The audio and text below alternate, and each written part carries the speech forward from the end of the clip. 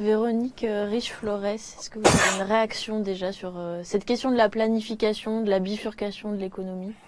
Oui, beaucoup de réactions. D'abord, deux points qui me paraissent essentiels. Le premier point, c'est de botter contre l'idée qu'il n'y a pas d'avenir pour l'emploi et qu'il n'y a pas d'avenir pour l'emploi pour tous.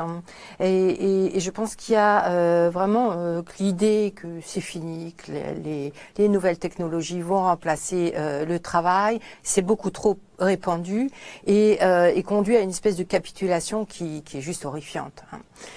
Donc ça, c'est le premier point. Après, justement, comment y parvenir? Je dirais on a une chance quelque part. C'est que précisément, on est face à des enjeux climatiques totalement inédits, qui effectivement requiert qu'on s'y mette et qu'on y aille à bras le corps. Et alors là, on pourrait multiplier les exemples. C'est même pas des exemples. Alors en général, quand on parle de transition environnementale, d'ailleurs, je ne sais pas si vous avez remarqué, j'ai presque failli faire le lapsus.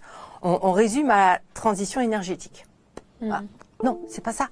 Les enjeux climatiques aujourd'hui, mais ils sont multiformes et touchent aussi bien effectivement l'économie de la mer, l'agriculture, l'urbanisme, le transport, le mode de vie, le travail, les sciences de la médecine. Enfin, on a là un gisement ou des gisements absolument considérables qu'il faut exploiter effectivement et qui sont la ressource de croissance. Donc c'est pas la décroissance écologique, non, absolument pas. C'est tout l'inverse.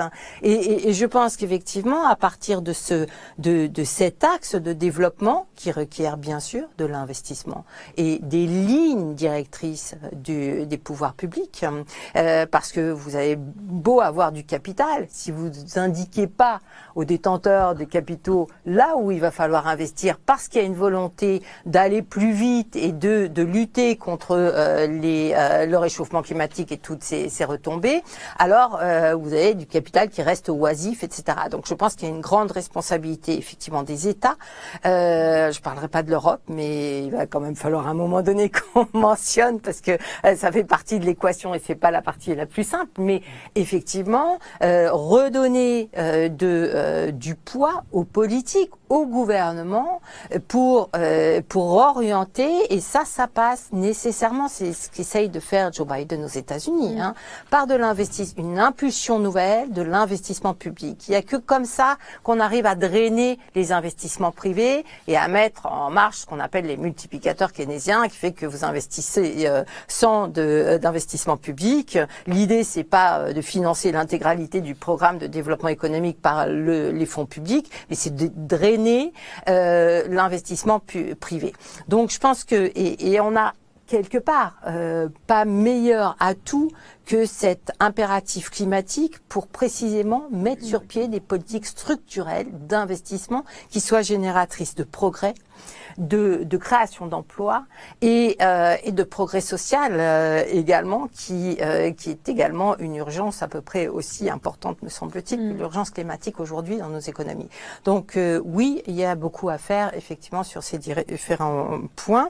Alors, garantie de l'emploi, bon, on reviendra peut-être point par point, mais garantie de l'emploi, ça fait partie des droits fondamentaux que le droit à l'emploi. Donc oui, il faut y penser. Partager l'emploi, moi je préfère nettement l'idée du partage de l'emploi que l'idée qui revient beaucoup trop souvent sur le devant de la scène d'un revenu universel, ou on l'appelle comme on veut, qui se substituerait à l'emploi qui n'existera plus de demain. Non, il y aura probablement, oui, des substitutions, mais je pense qu'il y a effectivement des potentiels de création d'emplois qui sont considérables et qu'il faut actionner avec des actions très importantes. Et tout ça, ça nous amène vers quoi?